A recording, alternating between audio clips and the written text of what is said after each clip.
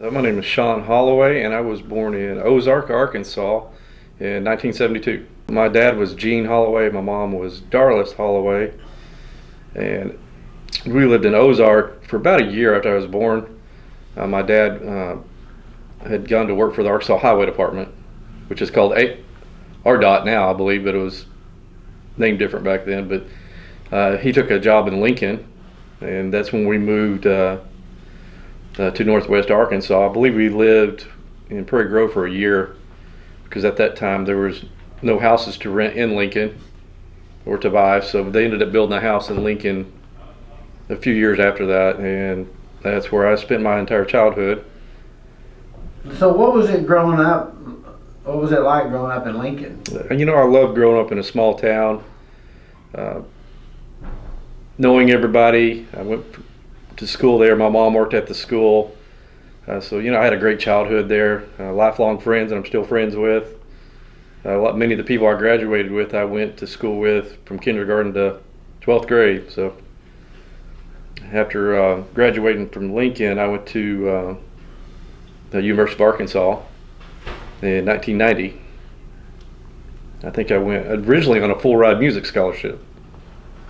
And I was part of the U of A band and was a music major for about a year, and decided that that was not really what I wanted to do. So I switched my degree program to ag business, and I ended up getting a degree in ag business. I think in '96 is when I finished that.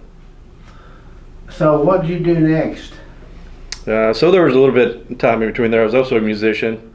A lot of people know me. I played the fiddle, played professionally on and off. Actually, that's how I kind of paid for my college, was by music. At some point I got back, I've been playing with the band in Nashville, and I had decided that that's not what I was going to want for my life in the long run, and wanted a professional career. So one of the things I had been looking at, getting ag degree, I always wanted to be a U.S. wildlife officer. So that's why I had that ag degree going, with animal science and all those things. Had some people I'd spoke to that were in the law enforcement realm and the direction that I wanted to go, and they told me that I probably get some law enforcement experience. So while I was in college, 1994, I joined the Lincoln Police Department as a part-time officer, and I did that for about 2 years.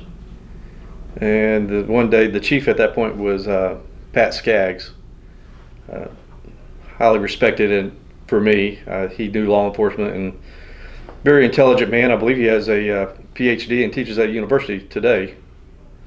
But anyway, he approached me and asked me if I wanted a full-time job, and I was still going to college, and that was like on a Friday. And of course, went home and told my parents about it. And of course, my mom threw a fit. I do not want you doing law enforcement, like what a lot of young men do. Well, my mom's telling me not to do that, so that's what I want to do. So I accepted the job on Monday the next week, and having been to the academy, I worked there for almost a year before I went to the academy. And while I was at the academy working for Lincoln, after graduating, I had made contacts with, at that time I went to the very first academy they had in northwest Arkansas, here at Alita. Prior to that time, everyone had to go to Camden, Arkansas. Then we had our academy at the Jones Center, which is a fairly new facility at that time. But many of our instructors were from our local area law enforcement, Fayetteville, Springdale, Rogers, Bentonville, Washington County as well. And I decided if I'm going to pursue this, I need to go to a larger agency that would give me more opportunities as far as training, and wanted to be a detective for a little while, so had all those things. So I applied at all the agencies and had offers from a couple of them, but ended up going to work for Rogers PD. So what was it like in Rogers when you got there? What year was it, and what was it like? So Rogers was 1996. I moved there. The town looked nothing like what it looks like today. Dixieland, where the new police department is today, was the edge of town. But for me, coming from Lincoln to Rogers, felt like I moved to a metropolitan area, which I kind of think's reflecting how we look today It was like we were actually a small town the day, but it seemed really big to me at the time, coming from a law enforcement agency where I was the only officer on duty to now there's at that time I think 6 of us. It seemed like a major step up. The way you did your job was way different than when you worked by yourself. But thoroughly enjoyed the men and women that I went to work with. They were a very professional run organization, had policies and procedures and all this training. Had some really great people that had stood that department up and got them, at that point, I believe, probably one of the better trained agencies in the state. Well, talk about who your chiefs were, and some of the leaders and leadership in there, and what did they do that made it an outstanding department? So at the time when I got hired at Rogers, the chief was Mike Jones. He is a veteran of the police department, and they had a lot of good structure and training, and there was a lot of mentors through the years I looked up to in that organization. About the time I got hired to Rogers, around the time that the area of northwest Arkansas, including not only Washington County but Benton County, was beginning to grow, and things started changing very quickly. So for me, what that meant for within the police department, they were going to have to start expanding as our population was growing. They started adding officers, which means all areas of the police department were growing. Narcotics, there was opportunities there. Canine, at that point we had a gang unit. So I got to in a very short period, I worked, I believe, the streets for a couple years, and then I got put on at the time it was called a crime suppression unit. We were a street unit. Our whole job was to be proactive in dealing with crime instead of being reactive. We'd answer calls. We created our own type stuff, and I really enjoyed and had fun with that. We worked hand in hand with narcotics. At some point, we kind of changed a little bit, and I was actually working narcotics cases. My years doing that were those some of the, as far as enjoyment in the job, those were some of the best years, because the job was still new, and I was getting to do all the drive fast, chase the bad guy, those type of things that attract a lot of people, especially young people, to law enforcement. And I got to do a lot of things. A short period after that, I made the SWAT team. Ended up between there and here at Benton County, I'd had over 20 years of SWAT.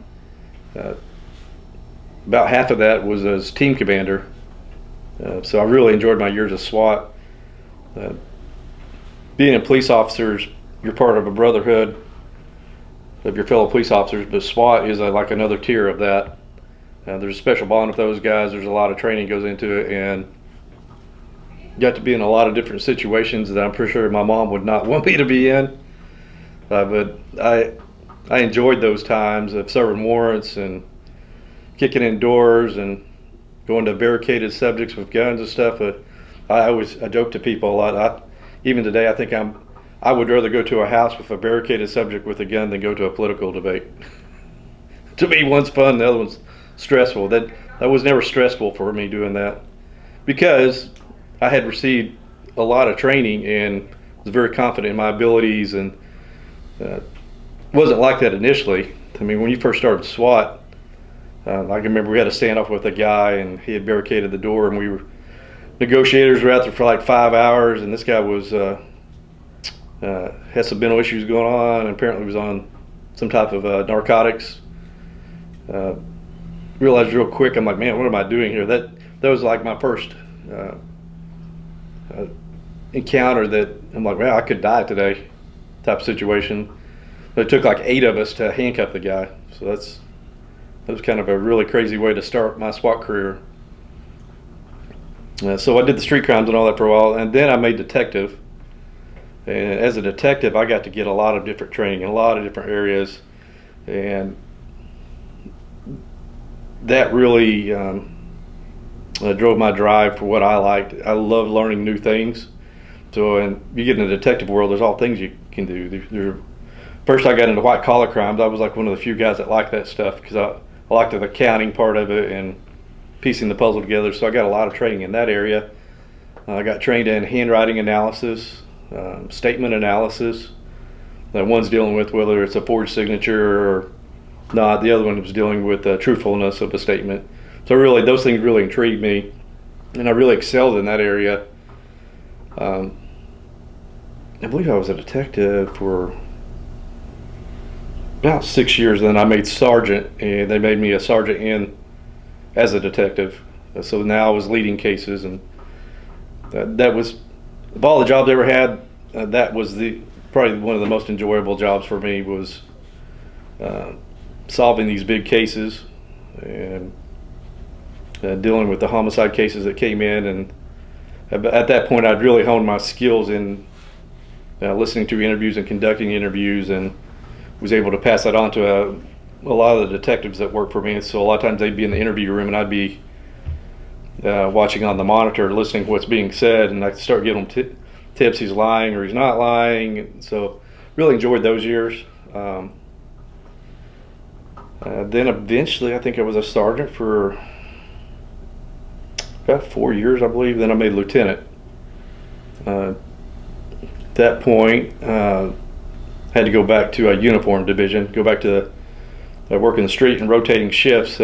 Almost felt like a demotion, even though I'm a lieutenant, because detective, you had Monday through Friday. I say 8 to 5, but you got called out all the time. But lieutenant was a whole different level at that point. Now you're becoming an administrator and not a doer, which was really hard for me there for a long time to turn off. Me being the guy that's helping run and do the cases versus the guy now that I'm doing payroll and looking at training records, and not being the guy that's going to do all the fun stuff. And the problem with the lieutenant, I figured out real quick, for lack of a better word, everything stops with the lieutenant. Up the chain, down the chain. It's always the lieutenant's fault no matter what. So it was a very stressful job.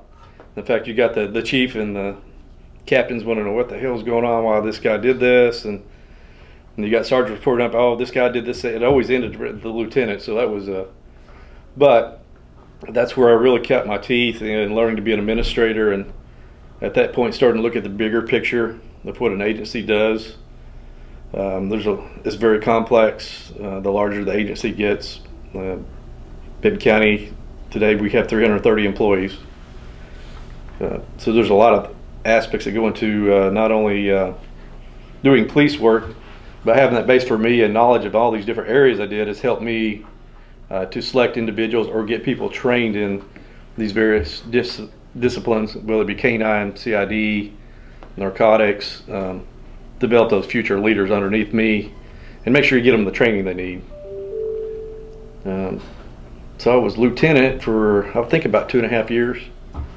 So a friend of mine that I worked with at Rogers PD, Kelly Craddock, had worked there for many years. He'd been gone, I believe, a year or two. He had left for a job. He was doing motivational and leadership type classes. He had ran for sheriff before and was unsuccessful. This particular year, I believe it was 2012, he had ran for sheriff again. Sheriff Ferguson was retiring, and he ended up getting the Republican nomination.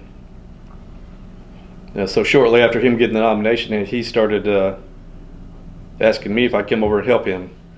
I had a lieutenant's position. I had made pretty good money at that time and the pay over here was going to be less. So I told him no, I don't really want to do that. I want to do that. Then, like I said before, we were doing this rotating shifts at that time, and I believe I'm age, I might have been close to 39 or 40 years old. And I had young kids at home, and I believe it was December and it was cold that year, and we had switched over to midnight shift. And about the 4th night of that, he calls me, "You ready to come over?" Because he's getting ready to be sheriff January 1st. And I was like, let me think about it. And about another 2 days of that midnight shift, I was like, you know what? I think I'm going to do something different. I prayed about it. It's hard to leave somewhere. At that point, I'd been there 16 and a half years at Rogers. So I made the decision, and starting January 1st, 2013, I came over and I was Kelly had made me the major over operations for the sheriff's office. And a lot of people don't understand the dynamic difference between police department and the sheriff's office. The major difference is the jail, obviously. So we have a police department and we have a jail. So he had put me over the jail as the major, and at that point, that basically, if you wanted to look at it, I was kind of like the chief or the assistant chief. If you wanted to compare it to a police department, he was doing all the political type stuff, and I was running day-to-day stuff in the field for patrol and CID. So, what happened next to make you decide to run? Well, there was a lot of dynamics in that were going on.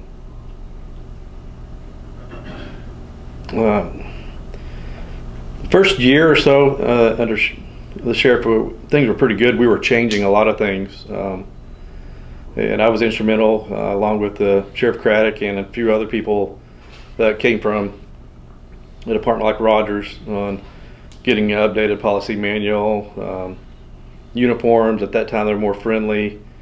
They changed the cars. I didn't agree with what we did with that. They were all kind of ghosted cars, which I believed we needed to have more visibility, not less. But anyway, so it got to the point, things were going good, but then it took a sharp turn. I'm still not sure positive today what happened with Sheriff Craddock at that point, but it got to the point where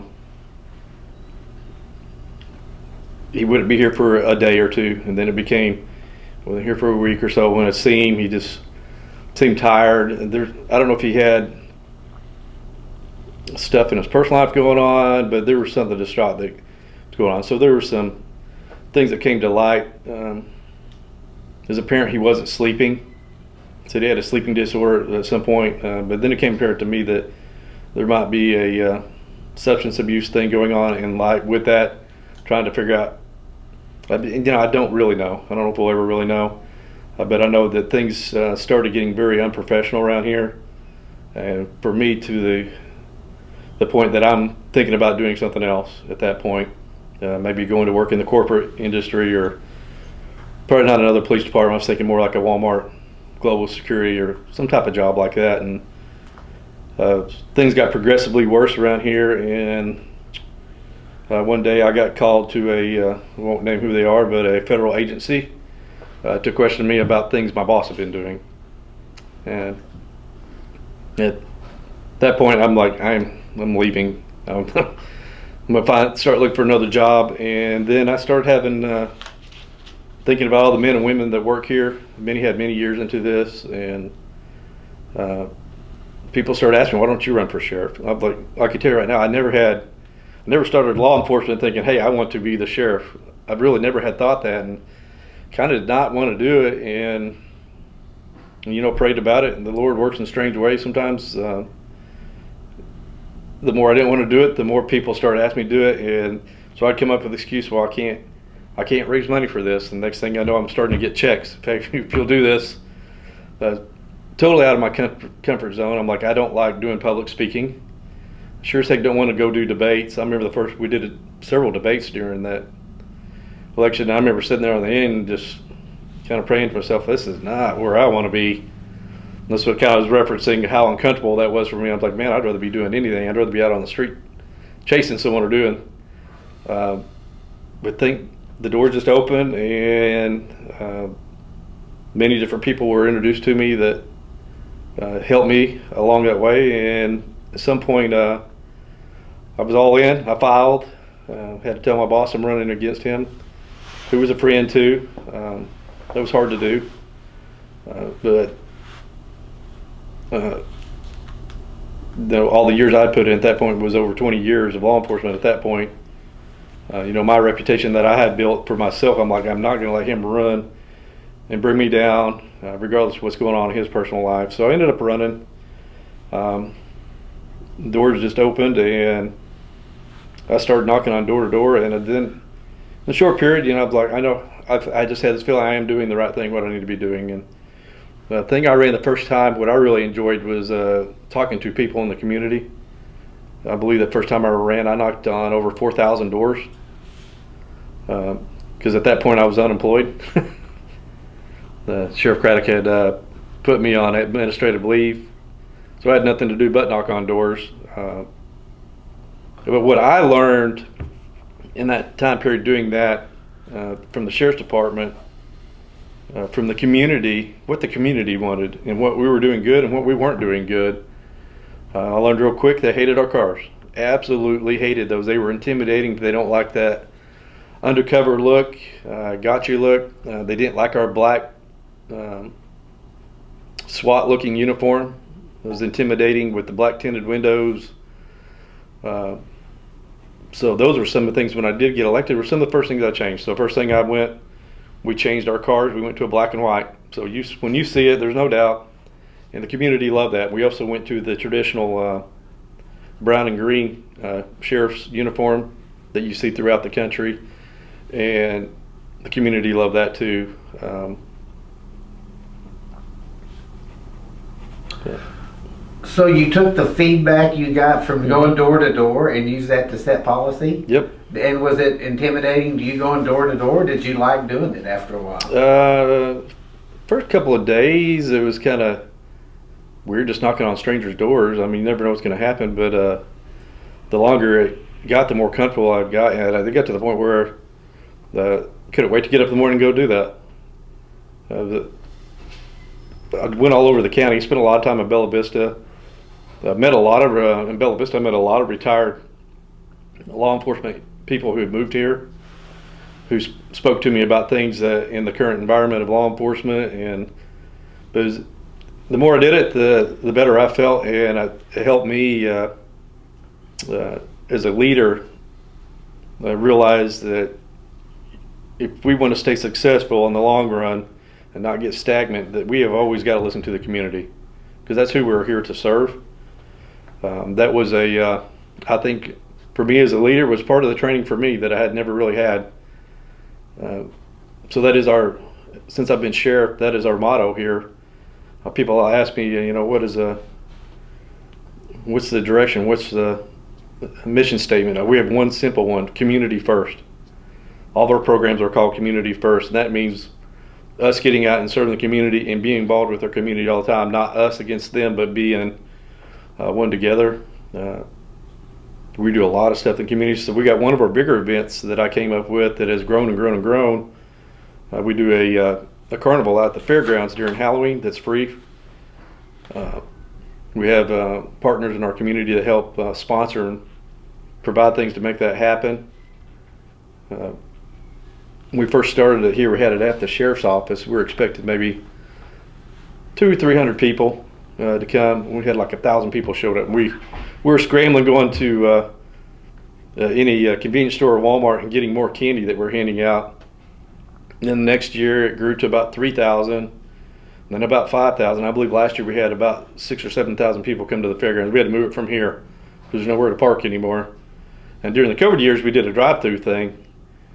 The people could come through with their kids, and we had all the different booths and people dressed in costumes and different things, and the kids come through and we just handed candy through the windows. I think that one year, I think we had 5,000 cars that came through. We started at 5. We finally had to close the gates at midnight, and there's still a mile of cars down the road. It's like, holy. But doing those things for the community helps the community, but helps the officers that work for me, getting them engaged with our normal citizens who are our law-abiding supporters, who at the end of the day are the ones that do support them, and that support for them to see that they deal with people who don't like law enforcement all the time, all day, every day, to see that these are the people we are working for, so that they're safe. And so this had a lot of great things for the community, but for the office and for people that work for me to realize that what we're here for. When you'd been here at the sheriff's office before you became sheriff, but when you took over as the leader, what were some of the issues that you faced? You mentioned some that they talked about in the when you were campaigning, but what were you facing when you came in, and what did you do to try So there was a lot of drama going on.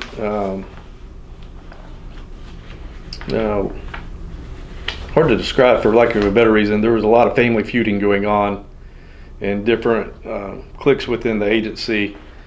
There's promotions that were being done left and right that made no sense. I mean, like, I believe one individual after I had left and was campaigning got promoted from a patrolman to like captain with no inexperience. Those type of things were going on. So one of the first things I said, and I had people like, you need to come in, you need to fire all these people. I'm like, I'm not firing anybody when I come in. The things being chaos here are not necessarily their fault. You know, when you get in those situations, people will make alliances. They're just trying to keep their job. It's very stressful, and so I gave everybody a clean slate when I came in. I did restructure and move people based on who had experience, who probably should be in a position or had the knowledge. Took it very slow.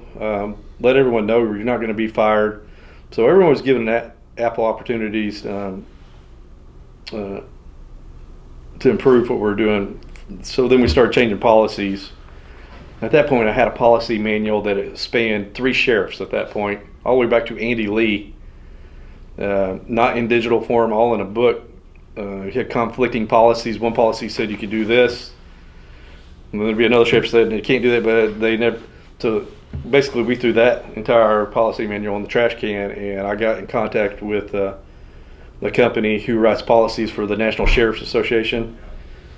So we adopted accredited policies, which I had when we worked at Rogers. So it was a bit painstaking. It took us about 2 years going through that policy manual and adding to or taking away what fit us best or applied to us here in Benton County. So we got getting policies changed. That was one of the bigger steps, because what a policy manual is for an officer, this is how I do my job.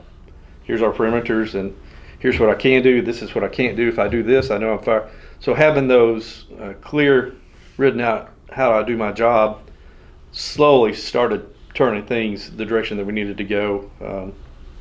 Some people would just leave on their own. Some people would get in trouble for policy violations. Hire people, get them trained correctly. So it's been a work in progress. I would say it's still in a work in progress today. That's a fluid moving organization that's still growing. So we also had to create different policies for the jail. Along the same lines, but a little bit different. So policies in jails usually get regulated and changed based on current and past lawsuits. So when I took over sheriff, this is something I didn't realize. I meet our attorneys in Little Rock who represented us. So like, congratulations, you have 75 lawsuits you're now responsible for. I'm like, what? So I get to looking through, trying to get caught up on all these different lawsuits, and I start seeing most of them were for use of force. Most of them were in the jail, almost all of them in the jail. And then I kind of find out that, things 20, 30 years ago, they operated a jail different. So at that point, I realized I know how to be a police officer. I know how to run crime on the street. What I was not expert in was the jail. So I hired my chief deputy who had a lot of experience in the field too. So I started turning my attention more towards the jail, because those are the things that are going to get me sued. And looking at we're overpopulated within a short period after me becoming sheriff. So we started focusing on that stuff. Some of the things we did to help. We didn't have near enough cameras in the jail. So every time we'd have a fight with other inmates or an inmate on employee or deputy, lo and behold, those always happen where there's no camera. So I figured out real quick, talking to people, the inmates know where the cameras are and the employees know where the cameras are, so they're going to wait till you're not on camera for that stuff. So we started adding cameras, and over time our use of force started coming down, and our training changed. So basically what had come down to at some point in federal court, if it's not on video, we were assumed guilty. I know the law is supposed to be the other way around. But I can tell you the way judgments were being awarded, if it wasn't on video, we were assumed guilty. So we got enough cameras. There's like zero places in the jail other than within an actual cell that does not have cameras on it. No one likes Big Brother watching, but the reality of the realm we're in, we have to be able to document and prove what the facts are. So, but those cameras being there, they also make employees' behaviors start changing. Instead of a lot of the employees back there, I didn't hire, I didn't know because I didn't really work in the jail area. That had been trained and accepted behavior for 15 to probably 50 years ago. That behavior cannot be accepted anymore, and it was clearly message to the employees, we're not doing that anymore. So I mean, we had a lot of people had to let go for use of force type things. It's like, I told you we can't do that. So, but fast forward to today, it's rare that we have a use of force that's not warranted. I mean, we still have to do it sometimes, but we always try to do all the alternatives: ask, tell, and then make is kind of the preference. But there's some tools in between there. I mean, tasers, pepper spray, things like that. They did not used to have in the jail. Used to it was hands only. So kind of walk through those if to someone that doesn't understand it. Let's say someone's getting unruly. How do you do those steps? So you try to ask them and as many times as you can. Please do that. Please do that. Stop doing that. Please. If you don't stop doing that, now we're at step 2. I'm going to place you under arrest, or you're going to lockdown, or I'm going to have to taser you, or I'm going to have to pepper spray you. And every situation is different, obviously. But then it gets to the point, if it goes the wrong directions, now we're to a point that we have to go hands-on and physically detain that person. The other thing we didn't have any type of defensive tactic training for people that worked in the jail or the field, for that matter.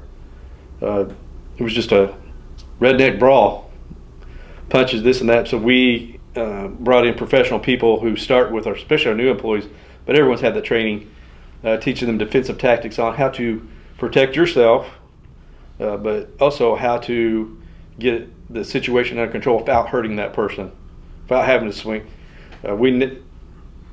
They're never taught to start throwing punches. I mean, there's lots of other things that you can do. I tell you right now, in federal court, that would never be accepted. I mean, this started all the way back to Rodney King to today. I mean, unless your life's in danger, I don't think that would ever be allowed. Deadly force is authorized. Obviously, you could punch then, anything to save your own life at that point. But before, that was a norm, straight to fist. And so in defensive tactics, one of the things we do, especially that helps the guys on the street and in the jail, but on the street, first thing they do in training in defensive tactics, they're taught to fight on their back, assuming the worst position you can be in, you've got pushed down, and now you've got someone on top. So that is where we start our training, not putting someone else on the ground. You're on the ground already. How do you survive? How do you save your own life? So that mindset of changing, that was one of the big things that we've done. Lawsuits for that are virtually down to 0 now. So everyone that we've interviewed has talked a lot about the tremendous growth in Benton County, and I know you've seen it too, but how does that population growth impact the sheriff's department and all the law enforcement in the county? Well, it's been a strain on our community for many years. I can go back to '96 when I got hired. Coming to Rogers at the time, for lack of a better term, Rogers was the wild, wild west. In my eyes, it was, because I was getting into a pursuit or a physical altercation with someone at least once to, if not 3 or 4 times a week. And at that same time, we started having a large Hispanic population moving to the area, working for the plants. So then we had this dynamic of we went from maybe 500 Hispanics lived here to maybe 10,000. I don't know what the actual number is, but it was a lot. And they moved into neighborhoods, and so the growing pains of that at the police department. One, go into a call and it's like, does anyone speak Spanish? We didn't have anyone at that point. And we had a large Vietnamese population at that time too. So we had no interpreters for all that, so that makes it very difficult. So those are some of the growing things that I witnessed early on, and then the traffic. I kind of look at a different two stages. In 1996 up to about 2008, when the markets and all that bust, we had a large growth period going on in that period. Traffic was crazy. Today's traffic reminds me of what it was then. So they started doing some road expansions, school expansions, police departments were growing. It always felt like we never had enough people based on the population was going on. People were running call to call to call. That was happening for every law enforcement agency, but it was happening for all of everywhere in our community, whether it be the schools, street departments, law enforcement. The growing pains of all that everybody was feeling. The sheriff's office, since I've been here, we've had since about 2012, 13, we've kind of been on this upper trend climb. There was actually a study done when we were trying to get a jail tax passed to try to expand here on this facility. It was built over 25 years ago. They'd guessed our population at that time based on Northwest Council had done a study what Northwest Arkansas's population, but Benton County in particular, they missed our population by 109,000 from what it. So the jail originally was built. And speaking to Andy Lee back in the day, this was supposed to be a 40-year jail. Well, no one knew the type of growth that we're going to have, and we've added onto it a couple times, this and that. But today, with the growth problem, my biggest issue right now is the jail. Obviously, it has 669 beds. It was originally designed when Andy Lee built it around 450, but they did some Band-Aid expansions. But we've now come to the point of this current facility can't really grow much anymore, but our populations continue to do that, but the jail's been doing this. So what's happened over the years, this jail originally had lots of space. They even had federal inmates here. We don't hold any federal inmates today. We don't hold any misdemeanors today unless they're here for like 24 hours. Something's required by the court to see a judge. Everybody here is a felon, but if you look at how does that implications on our community as a whole, the long-term implications are significant. In the fact that our justice system right now, the misdemeanor justice, when I'm talking about misdemeanor, I'm talking about district court judges, that system is totally broke right now because there's no consequence for action. That's going to be the biggest thing that's going to affect our communities, and that it's not just here. Talking to other sheriffs, I know for sure it's in Washington County too, but it's kind of a statewide thing. The whole state, except for the southeast, has experienced growth.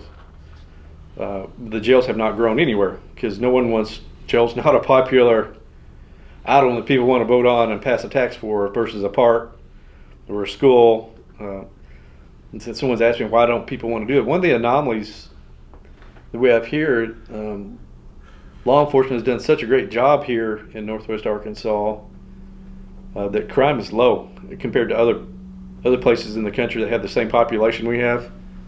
I mean, for the most part, everyone feels safe to walk to their car or wife go to the store at night. So I say all that to get to the point. It's hard to convince people that we need to spend millions of dollars on a new jail or law enforcement expansion when they feel safe right now, because they are safe right now. The problem is if you let it get to the point where, okay, I don't feel safe anymore, then we can look at some examples throughout the country where crime's spun out of control. There's that teeter-totter point where if you don't turn it back and put more resources back into your law enforcement, that it's going to teeter the other way. And then I've got that, it's hard to recover. It's hard to turn your community back if it's you've lost control of it. So that's been one of my drivers of sheriff ambitions growing up here my whole life, and great place, best place in the country to raise a family is how do we always make sure that that is a priority in our community, because I mean, I have the knowledge to know that one of the reasons why we're safe here is because we've always had a great jail and we've always had great police departments, not just in this county, Washington County as well, where I grew up. Law enforcement's great there, and they've always had the law enforcement, the justice has always been very important to the communities. So if we want to maintain and keep what we have, I mean, we're going to have to, at some point, pour some resources into our law enforcement areas.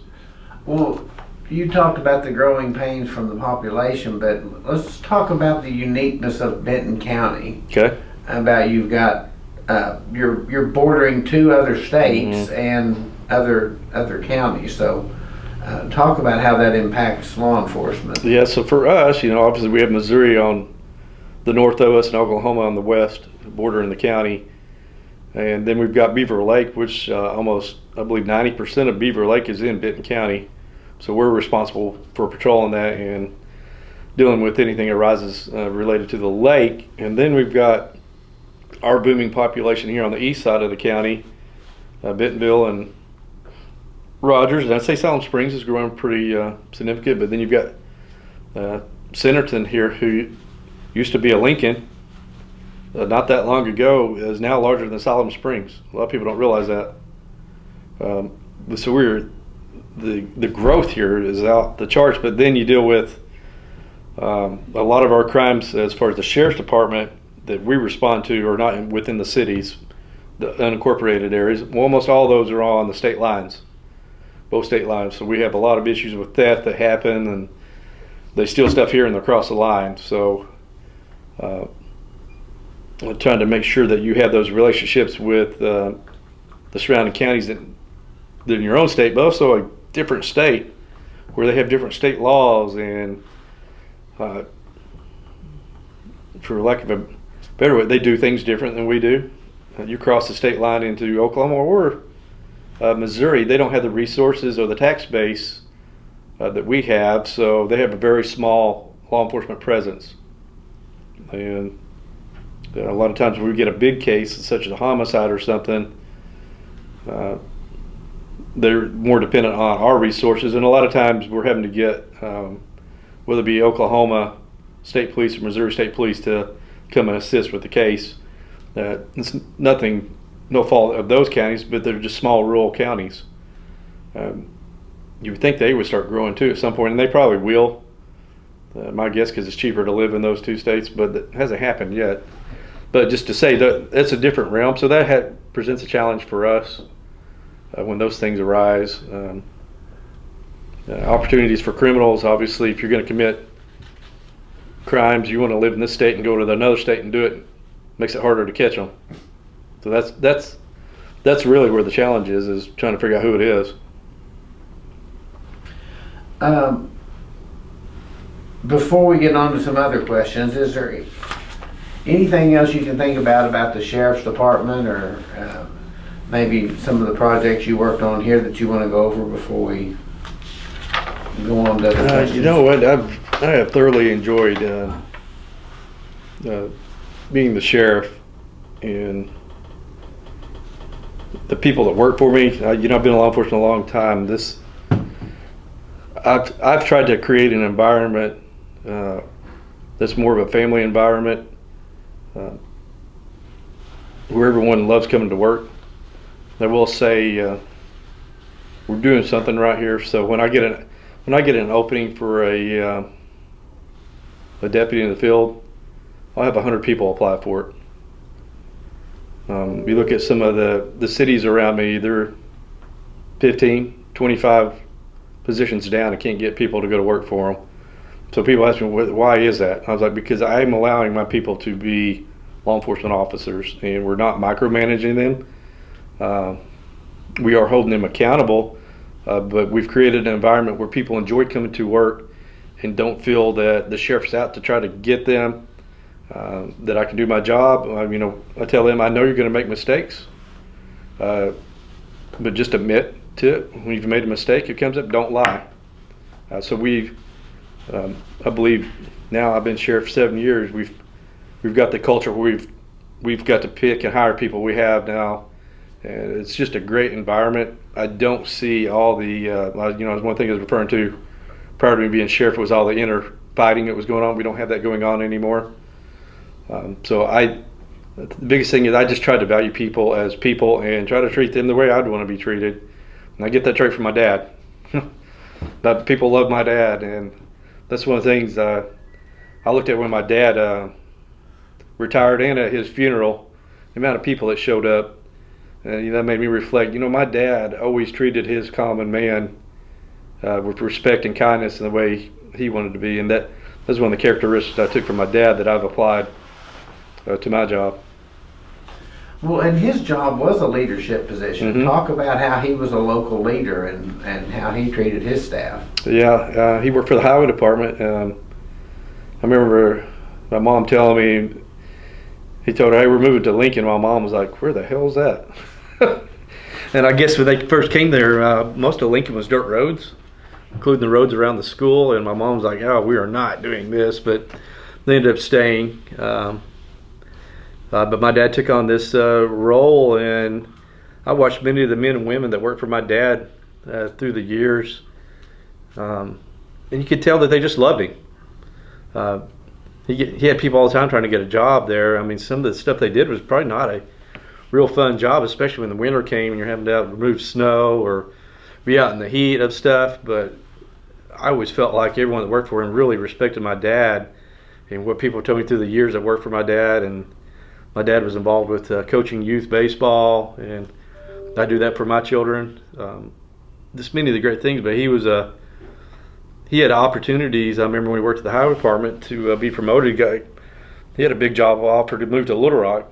Would have climbed pretty high up the chain, but my mom and dad made the decision that family was more important than the quality of life that we had in our small town in Lincoln. They didn't want to move to Little Rock. So they made that sacrifice for their family financially. But I respect my dad for that. I have my own children. I get it and understand it now.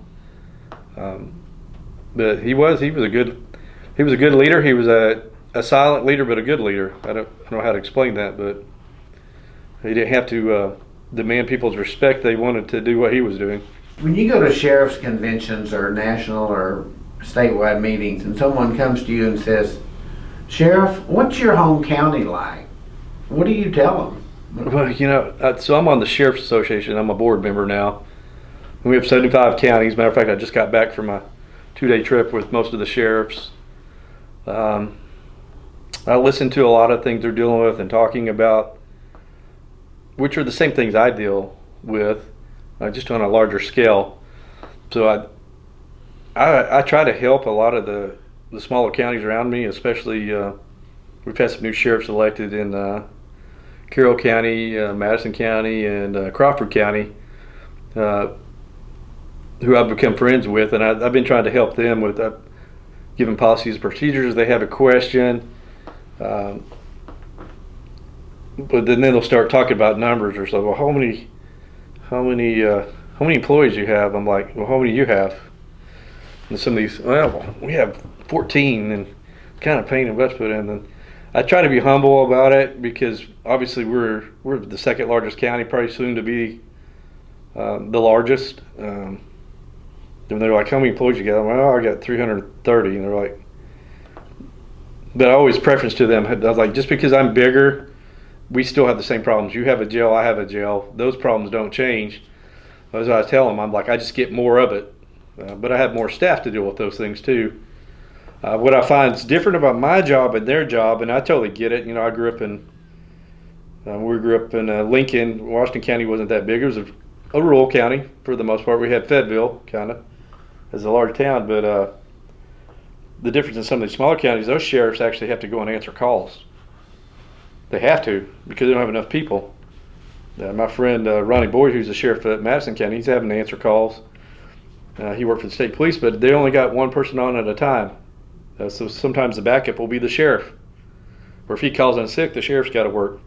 So that's what's different in their job. I've got so many things going on here, I can't even remotely think about doing that. All the admin stuff that comes along with having 330 employees pretty much takes up all your time. That was a big adjustment for a while, getting used to that. Prior to being sheriff, I was still the SWAT team commander as major. I miss going and do that stuff, but I can't go do that stuff now. So I have to be the grown up and not have the fun now. So well, and on the same line of the question is, if someone came to you and not asking about law enforcement, but just maybe thinking about moving somewhere, and they said, what's your home county like? What would you tell them Benton County was like?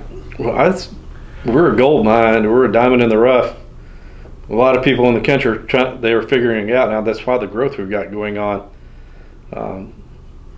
If you wanted to do law enforcement in this state, the agencies in this county and Washington County, not just the sheriff's office, but the city police departments, they pay you better than anywhere. So if you're going to do that for a career and want to stay in this region of the country, there's really no better place to come. And we have amazing schools here. We have low crime here. And then we've got a lot of the amenities you have in some of the big cities that are coming in here now. Whether we can keep that balance going forward, we'll see. What about the tremendous impact of Walmart and the Walton family on Benton County? Oh, absolutely. Is anything you can say about it? Well, it depends on who you talk to, whether they like it or don't like it. They've done a lot of great things for the community as far as they've always been generous. The Walton Foundation done tremendous things for our communities. Now the grandsons who are elevating Bentonville in this area to a whole new level with the bike trails. I think we're almost considered the bicycling capital of the country now. That was done in a very short period. You know, from my standpoint as a sheriff, those people come to do that are, for the most part, are good people. Good people bringing tax dollars here, making this a tourist destination. So those have been some great things. You know, if you've got people who lived here their whole life that wanted the status quo and like the way things are, they probably hate it, the way the traffic is. But the one thing I can tell you no one likes probably here is especially new people, is where our property values have gone up. Now, if you're a property owner, before all that, it's a great thing if you plan on staying where you're at or selling it at one point. But if you're a new deputy here, that's one of the issues we're going to have. And you see this in a lot of metro areas. It's getting increasingly harder for people who do public service work, whether it be a police officer, a school teacher, based on the salary they make, to be able to buy a house and live in the area in the community they serve. So that's starting to become an issue here. Then you add our interest rate that's gone up. That's made it even more difficult. You can only qualify for so much loan. So those are going to be some challenges as a community that we're going to have to start looking at. It's not unique to us. I mean, that's happened. I can think of like New York City. Mass majority of their police officers don't even live in New York City, not because they don't want to, but because they can't financially do it. So that's going to be a challenge that we have going forward here with property values going up. We live on there's two states bordering us too. Their officers are probably going to have to be to possibly move to another state to have affordable housing. That is a big challenge. Mm-hmm. Is there anything else you can think of that maybe is important that I haven't asked about, or just memories that you have about the county? You know, when I was running for sheriff, I became pretty close friends with former Sheriff Andy Lee. He was a wealth of knowledge for me. I mean, I wish he was here today. He left way too soon, but some of the stuff he told me about being sheriff, I can expect this and that. I can remember being at my graduation at the police academy. My two speakers were Andy Lee, sheriff, and Sheriff Kenneth McKee. And those guys always left lasting impressions. They were both legends of their time. But when I look at this facility we have today, what Andy envisioned when this was built, because if you knew where they came from, they were downtown on the square in a dungeon, and everyone, I can remember thinking at the Rogers PD, it's like, why are we building a prison? Because this felt like it was humongous at the time. Why are we building it out in the middle of nowhere? And to have the vision that he had at that point, now we're not in the middle of nowhere. We're kind of in the middle of stuff, and we don't have enough room. And that wasn't that long ago. So to have that vision of what he did, I tried to duplicate kind of that same thing he did last year. Of course, our economy tanked. We were going to try to build a much bigger facility than what we need right now, and we were aware of that. But I was trying to do the same thing. Building it today is cheaper than building it tomorrow because the cost going up. So I'd kind of done the math on the project that we were looking at. It was going to cost $200 million. I about fell out of my chair when they tell me after they get the numbers back. But then I quickly started doing the math on that. If we use this facility for the next 25 years, like they did our current one, what would that cost savings be today? They're going up at 10%. That same building at $200 million, 25 years is $2.4 billion to build the same thing. I was like, we can save $2 billion in 20 years. I'm like, for me, I felt like that was a responsible thing to do, asking for this. Wrong time to ask for it, but it's hard to get that message out to people and them understand that, hey, look, I don't want to. No elected official ever wants to come and ask for a tax. I hate paying taxes. Everyone does. But I'm looking at knowing that if we keep growing the way we are, we're going to have this. Let's do it now so we save that money over the long term. So I gave up on that. Just right now was not the right time. We're going to do some Band-Aids, but you asked about things for Sheriff. That was one of the things. Look at mentors before me. Sheriff Andy Lee, that I always admired. Now, a lot of people didn't like Andy Lee because he was a hard-nosed sheriff, and you're going to do it my way or no way. But he had a lot of good qualities I did like. Sheriff Ferguson, there's things about Sheriff Ferguson I loved. He was a trooper for a long time, very respected. So those type of guys I've tried to emulate, and I'm sure there's going to be things that one day people are saying, well, he was really good at this, but he was not good at that. I don't know what those are, but at the end of the day, just trying to live up to the people who have served before me and just try to make it a little better. Hopefully beyond me, someone good will run and continue moving us forward. So, if you had to just put it in one sentence, how would you say it? My favorite thing about Benton County is the people. And we have such a diverse community here. I challenge someone to find a more diverse area than what we have here. We have people from all over the world, all different types of races and everything. When people come to visit here, my wife works for a vendor as part of Walmart that sells into Walmart. So I've got to see firsthand those people coming here. They're like, oh my gosh, I'm going to Arkansas. Well, they come here, but one of the common things I always hear, once they get here, they've been here for a little bit, they don't want to leave because the people here are so nice. The community's so nice. The schools are nice. The environment we have is very special here. If you go anywhere, if you go somewhere else in the country, you take the two counties where it's a little over 600,000, over 500,000 people. Go to another area of the country that has that many. People will not be as friendly as they are here. So that's one of the things I love about being here. Has always been the community. I think we live in a very beautiful area. This county especially is very diverse. We have flat farmland out west, and then you kind of get into the hill region. And we've got one of the prettiest lakes in the country here, Beaver Lake. So we've got a little bit of everything, and then we've got all the now the Waltons brought in. Alice Walton obviously brought us the Crystal Bridges. People are coming all over the country to see that. We've got the Walmart Amp that brings in the entertainment. We've got some great restaurants, and you see all the stuff that's going on downtown Bentonville. Now added with our bike trails. I mean, I challenge anyone to find that in another location that you have all that stuff. That's what makes this special. But when it comes down to the end of the day, it's people like me and you have lived here our whole life. I think that culture keeps carrying on of country folk. It's the only way I know how to explain it. People who care about people. So hopefully we can keep that for my children and great grandchildren and everybody else's. That's what makes it great to live here, really.